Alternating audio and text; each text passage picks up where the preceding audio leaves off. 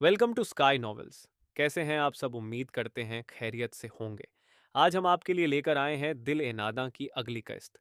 आगे बढ़ने से पहले चैनल को कर लीजिए सब्सक्राइब और बेल आइकॉन भी कर लीजिए प्रेस। चलिए चलते हैं किस्त की जानिब। कल की रात जितनी हंगामा खेज थी, सुबह उतनी ही पुरसुकून हुई थी। सबके दिमाग जो रात के वाकयात ने हिला दिए थे, वो एक नींद लेने के बाद मानो अपनी पुरानी हालत में आ गए थे और सभी अब खुद को बेहतर महसूस कर रहे थे। रब्बानी साहब और अमरोहा बेगम भी ताज़ा दम होकर रस्म के मुताबिक इशाल के लिए नाश्ता लेकर जा रहे थे। नोमिया भी साथ होली थी और फिर वो तीनों सुबह 9 बजे ही शमसुद्दीन साहब के घर पर हाजिर थे और शमसुद्दीन साहब तो उन्हें दरवाजे पर देखकर ही खुश हो गए थे। अरे आओ आओ बेगम, देखो कौन आया है, बाहर आओ जरा। शमसुद्दीन साहब खुशी खुशी उन्हें लिए अंदर आकर बोले तो इनाया बेगम भी फौरन ही किचन से निकलती उनके इस्तकबाल को आगे आई। वो हमेशा की तरह बेहद खुशी और खुलूस से मिली थी। अब जो भी था, रिश्ता तो जुड़ ही गया था। अब निभाना ही था तो बेहतर था, अच्छे से निभाया जाता। शमसुद्दीन साहब उन्हें लिए ड्राइंग रूम की जानिब बढ़ गए। मैं तो सोच ही रहा था कि अभी शमसुद्दीन साहब ड्राइंग रूम का दरवाजा खोलते बोल ही रहे थे ही, जब वो ठिठक कर रुके। सामने ही जिहान सोफे पर औंधे मुंह आड़ा तिरछा सा होकर सो रहा था। वो कल वाले कपड़ों में ही मलबूस था। शमसुद्दीन साहब के साथ साथ रब्बानी साहब, अमरोहा बेगम, नोमिया और इनाया बेगम भी इस अजीब सी सूरत हाल पर कुछ कंफ्यूज सी खड़ी थी। शमसुद्दीन साहब ने बेगम को सवालिया नजरों से देखा तो वो नासमझी से उन्हें देखने लगी। उन्हें खुद नहीं पता था कि जिहान यहाँ है। रात जब वो इशाल के लिए खाना लेकर कमरे में गई तो वो सो चुकी थी। वो लाइट ऑफ करती नीचे आ गई थी। जिहान तब तक हॉल में ही बैठा था। इनाया बेगम ने उसे बहुत देर तक समझाया बुझाया था। फिर जब उसने कोई रिएक्शन ना दिया तो वो उठकर कमरे में चली गई थी। थोड़ी देर बाद वो बाहर आई तो वो हॉल में नहीं था। उन्हें लगा वो अपने कमरे में चला गया होगा, पर अब उसे यहाँ सोता देखकर समझ आ गया था कि वो अपने रूम में नहीं बल्कि यहाँ आ लेटा था। वो शर्मिंदा से अंदाज में नजरें चुराती जल्दी से आगे बढ़ी और जिहान को उठाने लगी। जिहान जिहान, उठ बेटे उठ जल्दी, देख कौन आया है। इनाया बेगम ने उसने शाहने को हिलाते हुए उसे उठाना चाहा, पर वो ऐसा सोता था कि उसके सर पर कोई ढोल भी बजा दे वो तब भी ना उठे। ऐसे में क्या ही उठता। वो यूं ही सोता रहा। उसकी नींद में जरा सा भी खलल नहीं पड़ा था। रोज वो उसे कॉलेज के लिए आधा घंटा पहले से उठाना शुरू करती थी। जिहान, जिहान। उस पर कोई असर ना होते देखकर शमसुद्दीन साहब आगे बढ़े और उसे तेज आवाज में पुकारा। और अब्बा की आवाज पर तो वो कब्र से भी उठ बैठे। ये तो फिर सोफा था। जी जी अब्बा। वो हड़बड़ा कर जागा था। अब्बा की घूरी और नींद की ज्यादती ने इस लम्हे उसे रात के वाकयात भुला दिए थे। वो आहिस्ता से उठ बैठा और तभी उसकी नज़र रब्बानी साहब और अमरोहा बेगम के साथ खड़ी नोमिया भाभी पर पड़ी। वो तीनों उसे ही देख रहे थे और उसका जहन मानो यकदम जागा था और सब कुछ लम्हों में समझ आ गया। वो फौरन अपनी जगह से उठा था। चलो जाओ, ईशाल को उठाओ और फ्रेश होकर आओ नीचे, उन्होंने उसे जताते हुए कहा। तो जिहान ने चौंक कर हैरत से बाप को देखा। फिर दिल ही दिल में कुड़ता वो जल्दी से वॉकआउट कर गया। अरे आप लोग बैठिए ना, ये तो ऐसे ही, बेगम चाय ले आओ। शमसुद्दीन साहब ने सबको अजीब अंदाज में खड़े देखा तो जल्दी से बात को संभालते बोले, साथ बेगम को चाय लाने का भी इशारा किया था। वो फौरन सर हिलाती बाहर निकल गई, जबकि वो सब भी अपनी अपनी जगह संभल कर मुस्कुराते हुए बैठने लगे। वो सूरते हाल को समझते थे। सब कुछ सेट होने में वक्त लगना था। इनाया बेगम किचन में आई तो किचन में खड़ा जिहान भी लपक कर उसके पास आया। अम्मी मैं नहीं जाऊंगा, ऊपर आप चलें और उठाएं उन्हें। जिहान ने फौरन रात की नाराजगी भूल कर मां को साथी बनाया था। वो ना चाहते हुए भी उसके भोलपन पर मुस्कुरा दी। तेरे अब्बा ने तुझे बोला है, चल जा उठा अपनी बीवी को और खुद भी नहा धोकर आ, तब तक मैं चाय बनाती हूं। इनाया बेगम ने हल्के फुल्के अंदाज में कहते हुए चाय का पानी चढ़ाया। अम्मी यार, मेरी कोई बीवी वीवी नहीं है वो। जिहान ने फौरन ही मुंह बिगाड़कर कहा। उसके लिए यह सुनने में ही अजीब था कि इशाल उसकी बीवी है। देख जिहान, अब शादी हो गई है, इशाल तेरी बीवी है। कब तक उससे ऐसे छिपेगा? अब इस बात को कबूल कर ले, ईशाल अच्छी बच्ची है। इनाया बेगम इसे समझाने वाले अंदाज में बोली। अब जो भी था, रिश्ता तो जुड़ ही गया था। जबकि जिहान तो मां को सदमे से ही देखता रह गया। उसे तो रात लगा था अम्मा उसकी साइड है, पर यहां तो सभी बेवफा थे। अम्मी, आप भी, अब्बा की टीम हो गई। आपसे ऐसी बेवफाई की उम्मीद नहीं की थी मैंने। मां के ऐसे पैंतरा बदलने पर जिहान ने सदमे से कहा और उन्हें नाराजगी से देखता पलटता तेजी से किचन से निकलता चला गया। इनाया बेगम ने गहरा सांस लिया और चीनी चाय पत्ती खौलते हुए पानी में डालने लगी। उसने आहिस्ता से थोड़ा सा दरवाजा खोलकर अपनी मुंडी अंदर डाली। कमरे में अंधेरा था, जो बता रहा था कि ईशाल सो रही है। वो आहिस्ता से दरवाजा खोलता अंदर आ गया। उसने अंदर आकर दोनों दरवाजे चौपट खोल दिए, ताकि अगर भागना पड़े तो दरवाजा खोलने की जहमत ना करनी पड़े। दरवाजा खोलने से बाहर की रोशनी ने अंदर का अंधेरा भी खत्म कर दिया था। वो अब साफ देख सकता था कि ईशाल उसके बेड पर आराम से सो रही है। जिहान ने बमुश्किल अपने दिल को दुखने से रोका। वो आगे बढ़ा और लाइट खोल दी। उसकी ज्वेलरी साइड टेबल पर रखी थी और वो ग्रीन लहंगे में दुल्हन बनी सो रही थी।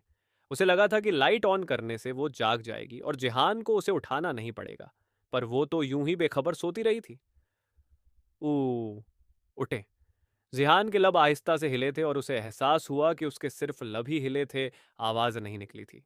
उसने गला साफ किया और इस बार वो जरा सा करीब आया था। उठे, उठ जाएं। इस बार आवाज निकली थी, पर उसे उठाने के लिए नाकाफी थी। वो जरा सा और करीब आया। उठे भाई। जिहान ने इस बार कुछ तेज आवाज में कहा, पर वो इतना थक कर सोई थी कि इतनी आवाज में उसका कुछ नहीं होने वाला था। उफ, कुंभकर्ण की नानी है क्या? जिहान मोहतात अंदाज में उस पर हल्का सा झुकता उसका चेहरा देख का बड़बड़ाया। अजी, सुन रही हैं? उठ जाए। जिहान ने बेहद लजाजत से उसे कुछ तेज आवाज में पुकारा था।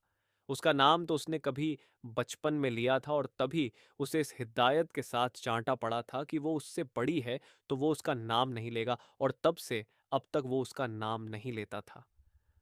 भाई, ये तो उठ ही नहीं रही। जिहान उसे यूं ही सोते देखकर चिढ़कर खुद से ही बोला। फिर कुछ सोचकर उसने उसका शाना हिलाने को हाथ आगे बढ़ाया, पर फिर वो रुक गया।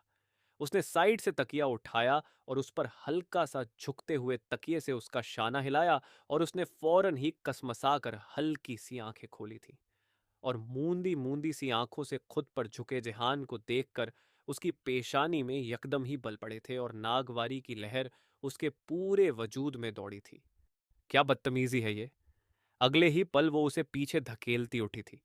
वो इस लम्हे भूल गई थी कि वो कहाँ है और किस हैसियत से है। जबकि जिहान, जो पहले ही कुछ खौफजदा था, उसके अंदाज पर उसे लगा कि अब तो थप्पड़ पड़ा ही पड़ा। मारना मत, मारना मत। मैं बस उठा रहा था आपको, अब्बा बुला रहे हैं नीचे, आपके अम्मी बाबा आए हैं। जिहान ने तकिए को अपने आगे ढाल की तरह अड़ाकर जल्दी जल्दी, जैसे उसे अपनी हरकत की वजह बताई थी, और साइड से दुपट्टा उठाती ईशाल बेसाख्ता ठिठकी। जहन में यकदम ही कहीं झमाका हुआ था। उसने चौंक कर पहले कमरे को देखा, फिर खुद को, और फिर जिहान को, जो तकिए की ओट से उसे देखता ऐसे खड़ा था जैसे इधर ईशाल ने कुछ कहा और उधर वो भागा। ईशाल को हकीकत का एहसास हुआ तो हाथ पांव यकदम ही ढीले पड़े थे और उसने जब्त से आंखें बंद करके खोली थी। उसके सीने से एक यासियत भरी सांस खारिज हुई थी। फिर वो दुपट्टा खुद पर फैलाती यकदम ही उठी और बिना जिहान की जानिब देखे वॉशरूम में घुस गई। जिहान ने बेसाख्ता अपनी अटकी सांस बहाल करते हुए तकिया बेड पर उछाला, साथ खुद भी बेड पर औंधे मुंह गिरता आंखें बंद कर गया। रस्म तो ये थी कि रिसेप्शन के बाद ईशाल मायके जाती, पर चूंकि सब कुछ इतना अचानक हुआ था तो रिसेप्शन का दूर दूर तक कोई इंतजाम नहीं था। इसलिए ईशाल यूं ही अम्मी अब्बू और भाभी के साथ घर आ गई थी। घर आकर उसे अजीब सा सुकून मिला था। घर आकर भी किसी ने उससे कुछ न पूछा था, और न ईशाल ने भी कुछ न बताया था कि सिचुएशन ही ऐसी थी। क्या बताते और क्या पूछते? सब इस बात पर ही मुतमिन और खुश थे कि शादी और उसके बाद भी सब खैरियत रही थी। क्या हुआ? क्या सोच रही है? नोमिया मेहमानों को रुखसत करके उसके कमरे में आई तो बेड पर गुमसुम बैठे पाया। तभी उसके करीब बैठती पूछने लगी, जो कुछ हुआ वो सही नहीं हुआ नोमिया, ऐसा नहीं होना चाहिए था। ईशाल ने खिड़की की जानिब देखते हुए आहिस्ता से कहा, तो नोमिया उसकी बात का मतलब समझकर कुछ चुप सी हो गई। कहीं ना कहीं वो उसकी हालत समझ रही थी। 3 दिन हो गए थे उसे यहाँ आए हुए और वो जब से यूं ही गुमसुम थी। मैं जानती हूँ ईशाल, ये सब कबूल करना थोड़ा मुश्किल है तेरे लिए, पर तू ये भी तो सोच कि शायद इसी में अल्लाह की मर्जी थी। तभी उसने सारे रास्ते बंद करके सिर्फ ये रास्ता खुला रखा। और देख, सब कुछ ठीक है और मुझे यकीन है जब तुम दोनों इस रिश्ते को कबूल कर लोगे तो तुम दोनों एक अच्छी अजवाजी जिंदगी गुजारोगे। नोमिया ने उसके हाथ पर हाथ रखते हुए रसान से उसे समझाया। और अगर कबूल ना कर पाए तो? ईशाल ने उसकी जानिब देखकर तल्ख लहजे में पूछा। तो नोमिया एक पल को चुप सी हो गई। क्यों नहीं कर पाओगे? जरूर कर पाओगे। नोमिया ने फौरन उसकी बात की नफी की। क्योंकि हम दोनों में बहुत फर्क है। बच्चा है वो, हरकतें देखी हैं उसकी। एक टीनेज बच्चा भी आज कल उससे समझदार होता है। और वो, मैं उसे और इस रिश्ते को कभी कबूल नहीं कर पाऊंगी नोमिया। ईशाल ने आज 3 दिन बाद लब खोले थे। शायद इन 3 दिनों में वो यही सब सोचती रही थी। निकाह के 2 बोल में बहुत ताकत होती है ईशाल। इसे कम मत आंको। जानती हूं जिहान गैर जिम्मेदार और इम्मेच्योर है, पर वक्त के साथ सब बदल जाता है ईशाल। वो भी बदल जाएगा, तुम देखना। जब उस पर जिम्मेदारी आएगी तो वो खुद समझदार हो जाएगा। बस थोड़ा वक्त दो, नोमिया ने कहा। ईशाल बस खामोश हो गई। कॉलेज की छुट्टी किस खुशी में हो रही है। वो सुबह को खाने की टेबल पर आया तो अब्बा ने उसे देखते हुए तंज से पूछा और प्लेट में ऑनेमलेट निकालने लगे। शादी की खुशी में। जिहान ने भी उन्हीं के अंदाजन में जवाब दिया। वैसे भी आज कल अब्बा से उसकी सर्द जंग चल रही थी। वो 3 दिन से अपने कमरे में बंद था। बस माँ के इसरार पर खाना खाने आता और फिर कमरे में बंद। अब्बा ने हाथ रोक कर उसे घूरा तो अम्मा ने अब्बा के हाथ पर हाथ रखकर उन्हें गुस्सा न करने का इशारा किया। अब्बा चाय के साथ गुस्सा पी गए। 3 दिन की खुशी काफी है, कल से कॉलेज जाते दिखना मुझे। अब्बा ने कप को टेबल पर रखते हुए खुश्क लहजे में कहा, जबकि उनकी बात पर वो एकदम ही बिगड़ा था। मैं नहीं जाऊंगा अब्बा। मुझे नहीं बनवाना अपना मजाक, सब मजाक बना रहे हैं मेरा दूल्हे मियाँ कहकर। जेहान ने जले दिल के फफोले फोड़े। 3 दिन से वो इसलिए घर से नहीं निकला था। उसके कॉलेज में उसकी शादी की खबर एसी, टीजे और रॉनी ने खूब जोर शोर से फैलाई थी। क्योंकि तीनों उसके दोस्त थे और तीनों कमीने थे। और उसके बाद से उसके पास कॉल मैसेज और वॉयस मैसेज की बाढ़ आई थी। ऐसे ऐसे लोगों ने उसे मुबारकबाद के मैसेज किए थे जिनसे उसकी ठीक से हाय हेलो भी नहीं थी। जाहिर था सब मजे ले रहे थे और वो कॉलेज जाकर उनके मजे में और इजाफा नहीं करना चाहता था। पर हाँ, उसे जितनी गंदी गालियां आती थीं वो सब दोस्तों को भेजकर उसने उन्हें ब्लॉक कर दिया था। अब्बा और अम्मा उसकी बात सुनकर ना चाहते हुए भी मुस्कुरा दिए। हाँ तो क्या हुआ? सबकी होती है शादी, क्या दिक्कत है इसमें? अब्बा ने मुस्कुराहट समेटते हुए ऐसे कहा जैसे ये कोई बड़ी बात ही नहीं थी। सबकी मेरी उम्र में नहीं होती, बस मैं नहीं जाऊंगा। जिहान ने फौरन तरदीद की। चुपचाप कल कॉलेज जाते दिखना मुझे, वरना टांगे तोड़ दूंगा। अब्बा वापस अपनी जून में आते बोले तो जिहान ने शिकवा भरी नजरों से पहले बाप को देखा और फिर माँ को, जो उसे आंखों ही आंखों में तसल्ली दे रही थी। जिहान की सारी भूख मर गई। वो एकदम ही अपनी जगह से उठा। चुपचाप बैठकर नाश्ता कर, फिर ईशाल को भी लेकर आना है तुझे। अब्बा ने एक नया बम फोड़ा था और वो सदमे से अगला कदम ही नहीं उठा सका। मैं क्यों जाऊंगा उन्हें लेने? मैं नहीं जाऊंगा। वो यकदम ही बिफर कर बोला। कैसे नहीं जाएगा? तेरा तो बाप भी जाएगा। शमशुद्दीन साहब ने उसे गुस्से से घूरा। हाँ तो फिर ठीक है, आप ही चले जाओ। जिहान ने सर झटक कर कहा और आगे बढ़ गया। और शमशुद्दीन साहब को जब उसकी बात समझ आई तो वो बेसाख्ता चीखें। उल्लू के पट्टे, इधर आ, तू बाप के साथ मस्खरी करता है, शर्म नहीं आती? अब्बा यकदम ही अपनी जगह से उठे थे। वो बेसाख्ता रुका। अच्छा बस आराम से, चला जाएगा वो। इनाया बेगम फौरन ही उन दोनों के दरमियान आई थी। मैं नहीं जाऊंगा अम्मी, जिहान पलट कर बोला और थप थप करता सीढ़ियां चढ़ता चला गया। देख रही हो इसे तुम, कैसे मुंह पर मना करके गया है नालायक। शमशुद्दीन साहब ने गुस्से से कहा तो इनाया बेगम ने उन्हें संभाला। अच्छा बीपी हाई ना करें, अपना मैं समझाऊंगी, उसे ले आएगा वो। इनाया बेगम उन्हें शांत करती बोली। तो वो भी बिगड़े मूड के साथ कुर्सी पर बैठते अपना गुस्सा शांत करने लगे।